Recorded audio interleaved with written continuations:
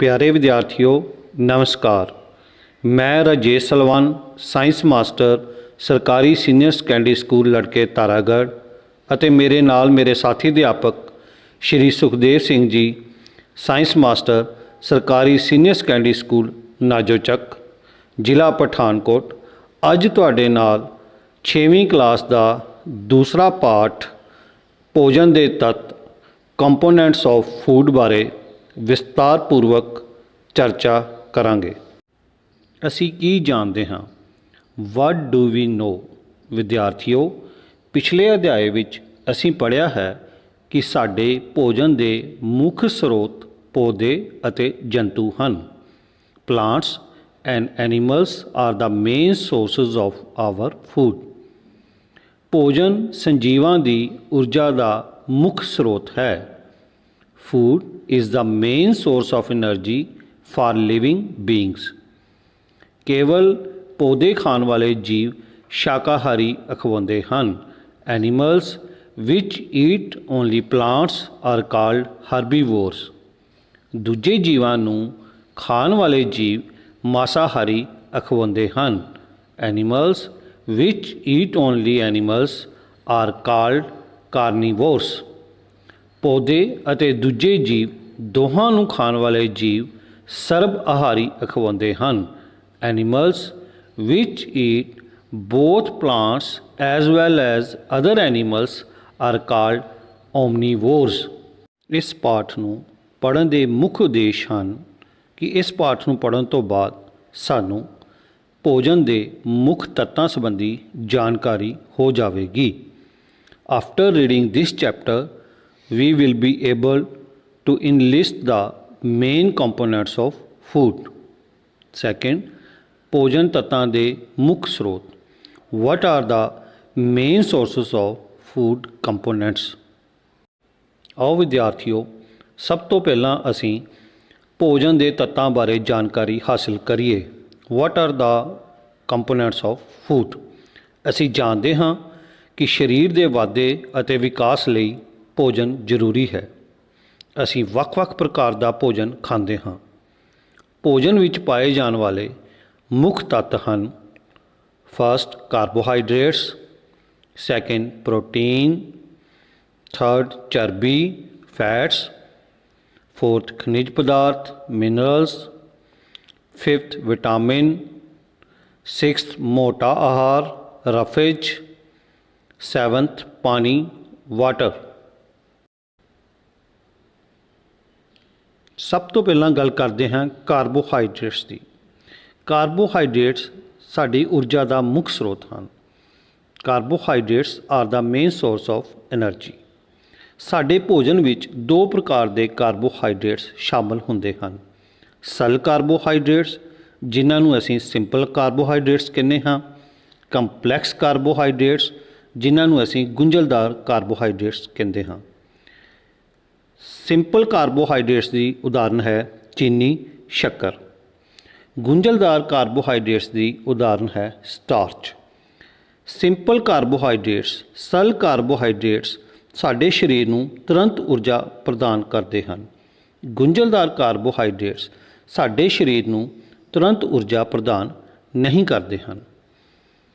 Carbohydrates ਨੂੰ ਊਰਜਾ ਦੇਣ ਵਾਲਾ ਭੋਜਨ ਵੀ ਕਿਹਾ ਜਾਂਦਾ ਹੈ। Carbohydrates are also called energy giving food. Carbohydrates ਵਿੱਚ ਕਾਰਬਨ, ਹਾਈਡਰੋਜਨ ਅਤੇ ਆਕਸੀਜਨ ਮੌਜੂਦ ਹੁੰਦੀ ਹੈ। Carbohydrates contain carbon, hydrogen and oxygen।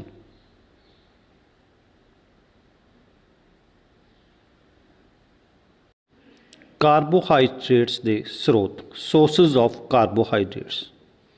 ਵਿਦਿਆਰਥੀਓ, ਪੌਦੇ ਸਾਡੇ ਲਈ ਕਾਰਬੋਹਾਈਡਰੇਟਸ ਦਾ ਮੁੱਖ ਸਰੋਤ ਹਨ। Plants are the main source of carbohydrates.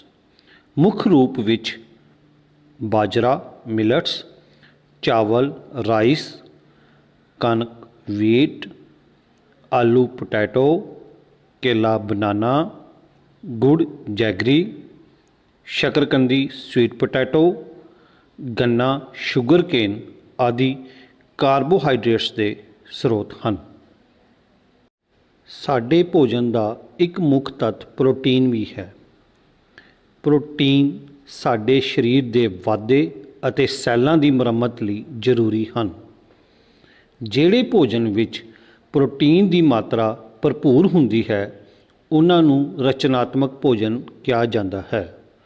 Protein ਬਹੁਤ ਸਾਰੀਆਂ ਬਿਮਾਰੀਆਂ ਤੋਂ ਸਾਡੇ ਸਰੀਰ ਦੀ ਰੱਖਿਆ ਕਰਦੇ ਹਨ। Proteins are essential for growth and repair of our body. Proteins are also called as bodybuilding food. Proteins contain carbon, hydrogen, oxygen and nitrogen.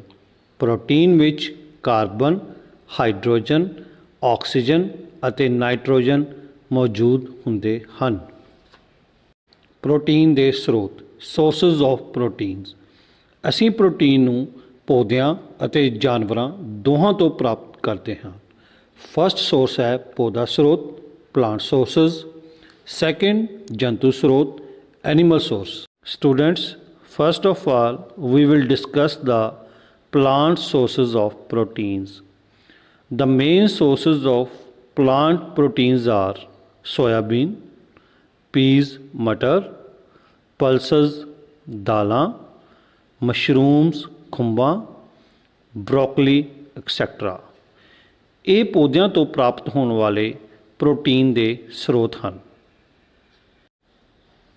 Second source of protein is animal source ਜੰਤੂ ਸਰੋਤ। The main animal sources of proteins are meat, fish ਮੱਛੀ, poultry, milk and milk product ਦੁੱਧ ਅਤੇ ਦੁੱਧ ਤੋਂ ਬਣੇ ਉਤਪਾਦ। ਇਹ ਸਾਰੇ ਜੰਤੂਆਂ ਤੋਂ ਪ੍ਰਾਪਤ ਹੋਣ ਵਾਲੇ ਪ੍ਰੋਟੀਨ ਦੇ ਸਰੋਤ ਹਨ। ਪ੍ਰੋਟੀਨ ਦੇ ਸਰੋਤਾਂ ਤੋਂ ਬਾਅਦ ਵਿਦਿਆਰਥੀਓ ਅਸੀਂ ਹੁਣ ਭੋਜਨ ਦੇ ਇੱਕ ਹੋਰ ਮਹੱਤਵਪੂਰਨ ਪੋਸ਼ਕ ਤੱਤ ਚਰਬੀ ਬਾਰੇ ਗੱਲ ਕਰਾਂਗੇ। ਕਾਰਬੋਹਾਈਡਰੇਟਸ ਦੀ ਤਰ੍ਹਾਂ ਚਰਬੀ ਵੀ ਸਰੀਰ ਨੂੰ ਊਰਜਾ ਪ੍ਰਦਾਨ ਕਰਦੀ ਹੈ। Like carbohydrates fat also provide energy to the body. ਇਸ ਲਈ ਚਰਬੀ ਭਰਪੂਰ ਭੋਜਨ ਨੂੰ ਊਰਜਾ ਦੇਣ ਵਾਲਾ ਭੋਜਨ ਕਿਹਾ ਜਾਂਦਾ ਹੈ। So fats are also known as rich source of energy. ਵਿਦਿਆਰਥੀਓ ਚਰਬੀ ਸਾਡੇ ਸਰੀਰ ਨੂੰ ਊਰਜਾ ਪ੍ਰਦਾਨ ਕਰਦੀ ਹੈ। ਚਰਬੀ ਚਮੜੀ ਦੇ ਹੇਠਾਂ ਜਮ੍ਹਾਂ ਹੁੰਦੀ ਹੈ ਅਤੇ ਸਰੀਰ ਦੀ ਉੱਪਰਲੀ ਸਤ੍ਹਾ ਤੋਂ ਹੋਣ ਵਾਲੇ ਤਾਪ ਦੇ ਨੁਕਸਾਨ ਨੂੰ ਰੋਕਦੀ ਹੈ। ਵਿਦਿਆਰਥੀਓ ਪ੍ਰੋਟੀਨ ਦੇ ਸਰੋਤਾਂ ਦੀ ਤਰ੍ਹਾਂ ਹੀ ਚਰਬੀ ਵੀ ਸਾਨੂੰ ਪੌਦਾ ਸਰੋਤ ਅਤੇ ਜੰਤੂ ਸਰੋਤ ਤੋਂ ਪ੍ਰਾਪਤ ਹੁੰਦੀ ਹੈ। Like sources of proteins the sources of fats are plant source and animal source. First of all, we discuss the plant sources of fats. The main plant sources of fats are mustard oil, ਸਰੋਂ ਦਾ ਤੇਲ, coconut oil, ਨਾਰੀਅਲ ਦਾ ਤੇਲ, sunflower oil, ਸੂਰਜਮੁਖੀ ਦਾ ਤੇਲ, almonds, ਬਦਾਮ, ਕੈਸ਼ੂ nuts, ਕਾਜੂ, ground nuts, ਮੂੰਗਫਲੀ।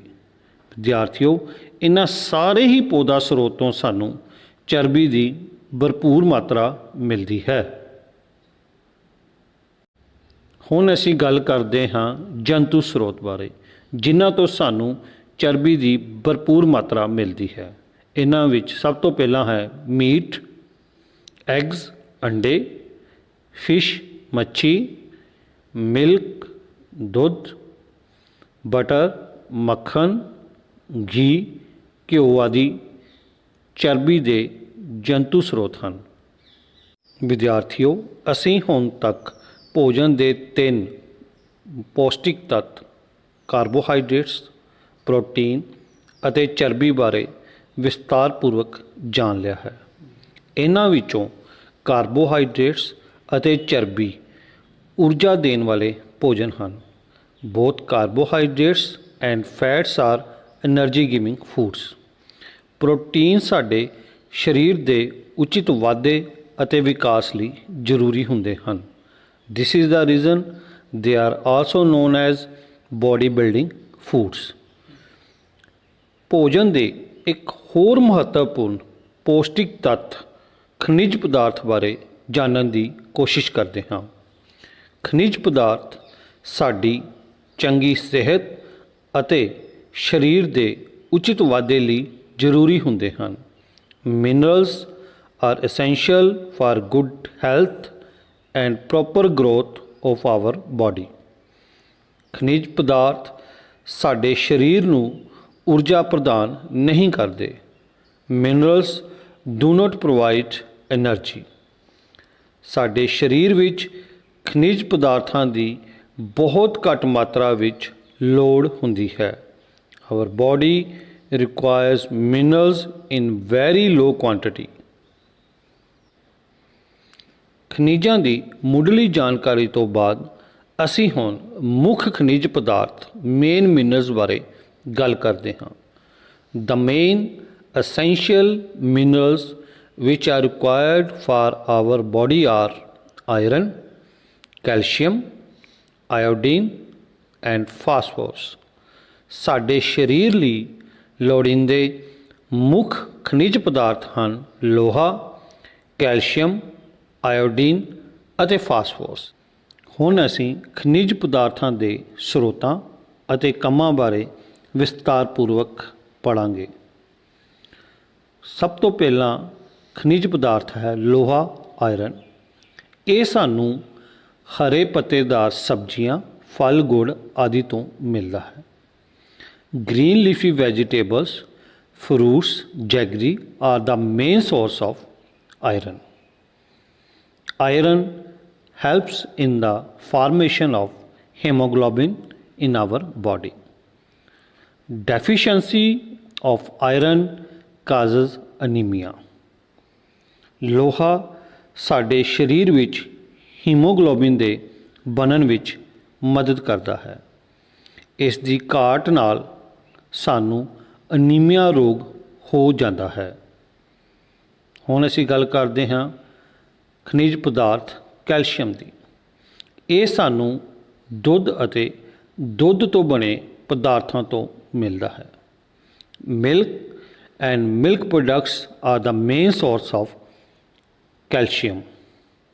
Calcium helps in the formation of bonus.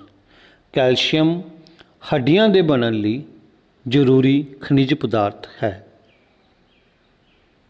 Third ਮਹੱਤਵਪੂਰਨ ਖਣਿਜ ਪਦਾਰਥ ਹੈ ਆਇਓਡੀਨ। ਆਇਓਡੀਨ ਯੁਕਤ ਨਮਕ ਸਮੁੰਦਰੀ ਭੋਜਨ ਇਸ ਦੇ ਮੁੱਖ ਸਰੋਤ ਹਨ। Iodised salt, sea food are the main sources of iodine. Iodine helps in the proper functioning of thyroid gland. Deficiency of iodine causes goitre. Iodine thyroid ਗ੍ਰੰਥੀ ਦੇ ਠੀਕ ਢੰਗ ਨਾਲ ਕੰਮ ਕਰਨ ਲਈ ਜ਼ਰੂਰੀ ਹੈ। ਇਸ ਦੀ ਘਾਟ ਨਾਲ ਸਾਨੂੰ ਗਿੱਲੜ ਰੋਗ ਹੋ ਜਾਂਦਾ ਹੈ। ਫੋਰਥ ਖਣਿਜ ਪਦਾਰਥ ਹੈ ਫਾਸਫੋਰਸ।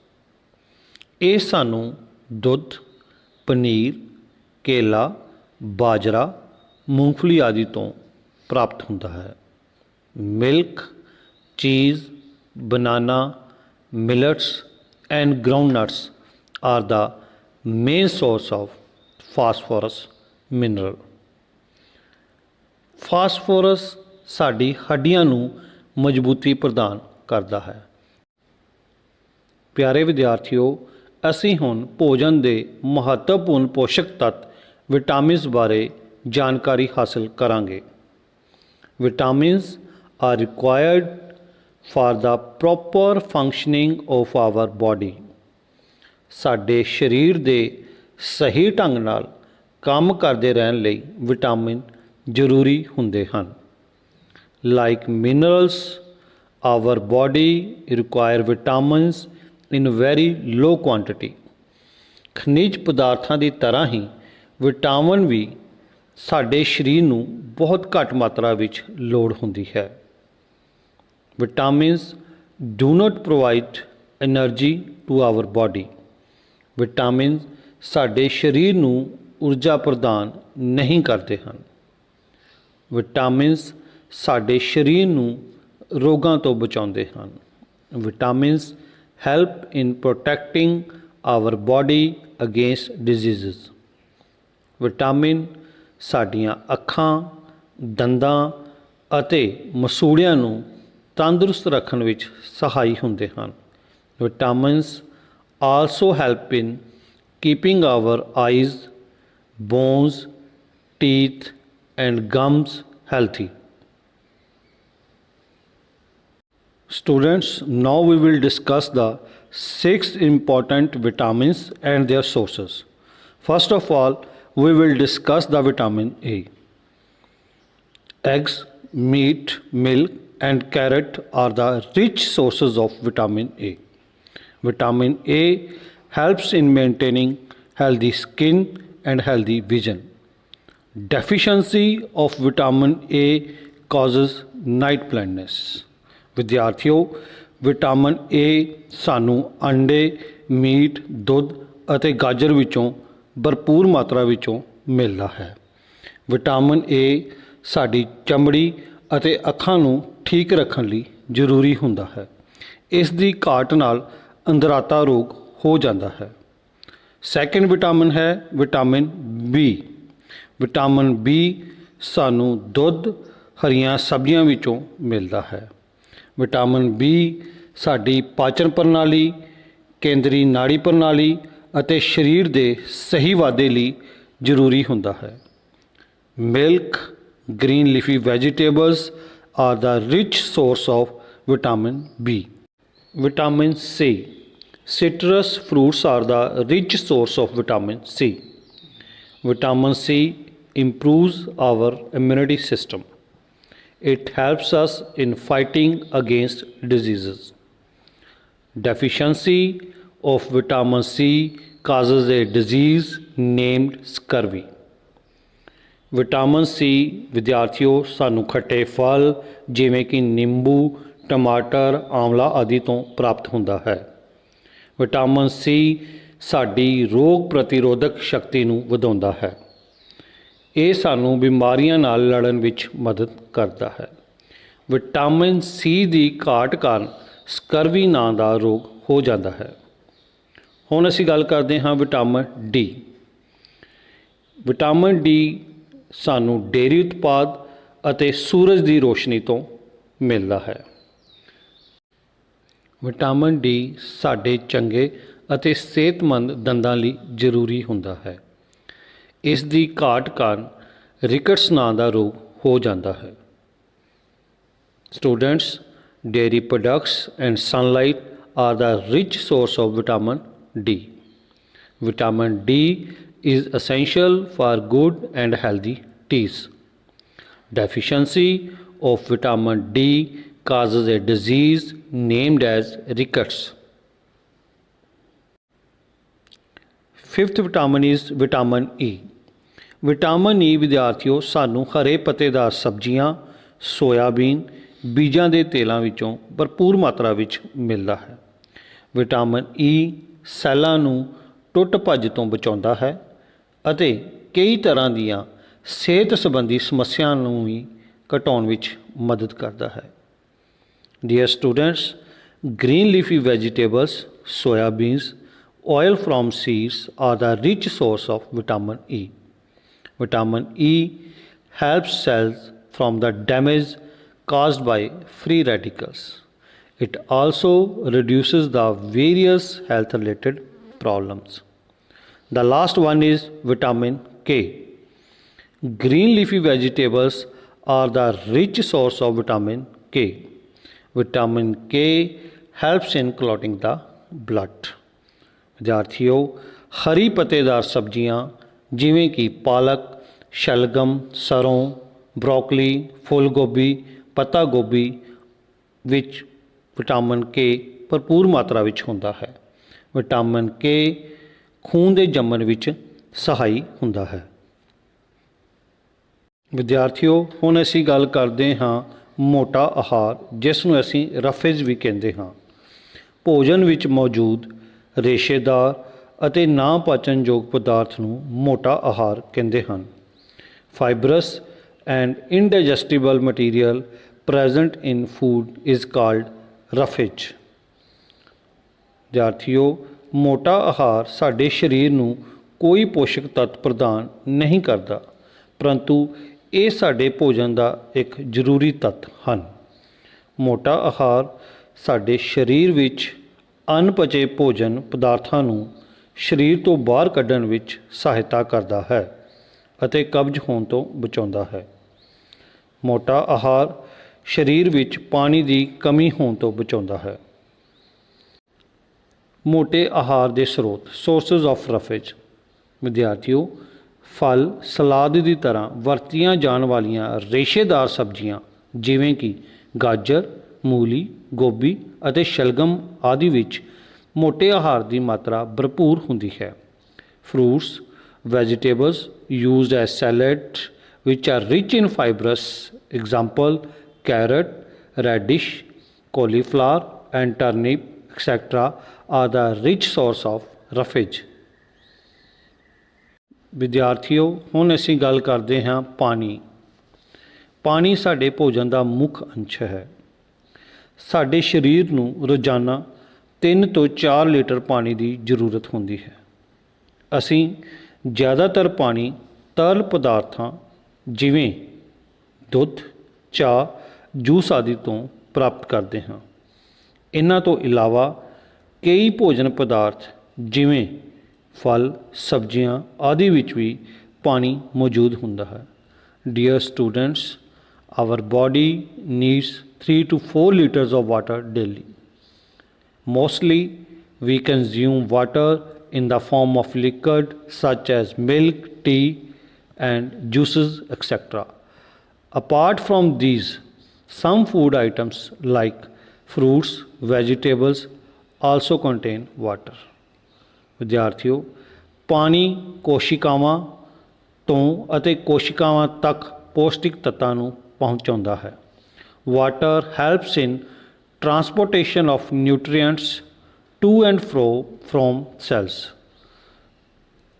ਪਾਣੀ ਸਰੀਰ ਦਾ ਤਾਪਮਾਨ ਸਥਿਰ ਰੱਖਣ ਵਿੱਚ ਮਦਦ ਕਰਦਾ ਹੈ। Water helps in regulating body temperature. ਪਾਣੀ ਫੋਕਟ ਪਦਾਰਥਾਂ ਨੂੰ ਸਰੀਰ ਵਿੱਚੋਂ ਬਾਹਰ ਕੱਢਣ ਵਿੱਚ ਮਦਦ ਕਰਦਾ ਹੈ। Water helps in the excretion of body waste. ਸੰਤੁਲਿਤ ਆਹਾਰ, ਬੈਲੈਂਸਡ ਡਾਈਟ। ਆਓ ਵਿਦਿਆਰਥੀਓ, ਸੰਤੁਲਿਤ ਆਹਾਰ ਬਾਰੇ ਜਾਣੀਏ। ਪਿਆਰੇ ਵਿਦਿਆਰਥੀਓ, ਆਮ ਕਰਕੇ ਸਾਰੇ ਦਿਨ ਵਿੱਚ ਅਸੀਂ ਜੋ ਕੁਝ ਖਾਂਦੇ ਹਾਂ ਉਸ ਨੂੰ ਭੋਜਨ ਆਖਦੇ ਹਾਂ। ਸਾਡੇ ਸਰੀਰ ਦੇ ਵਾਧੇ ਅਤੇ ਚੰਗੀ ਸਿਹਤ ਬਣਾਈ ਰੱਖਣ ਲਈ ਸਾਡੇ ਭੋਜਨ ਵਿੱਚ ਉਹ ਸਾਰੇ ਪੋਸ਼ਕ ਤੱਤ ਸਹੀ ਮਾਤਰਾ ਵਿੱਚ ਹੋਣੇ ਚਾਹੀਦੇ ਹਨ ਜਿਨ੍ਹਾਂ ਦੀ ਸਾਡੇ ਸਰੀਰ ਨੂੰ ਲੋੜ ਹੈ। ਕੋਈ ਵੀ ਪੋਸ਼ਕ ਤੱਤ ਨਾ ਤਾਂ ਬਹੁਤ ਜ਼ਿਆਦਾ ਹੋਵੇ ਅਤੇ ਨਾ ਹੀ ਬਹੁਤ ਘੱਟ। ਸਾਡੇ ਭੋਜਨ ਵਿੱਚ ਕਾਫੀ ਮਾਤਰਾ ਵਿੱਚ ਮੋਟਾ ਆਹਾਰ ਅਤੇ ਪਾਣੀ ਹੋਣਾ ਚਾਹੀਦਾ ਹੈ। Dear students, the food we normally eat in a day is our diet.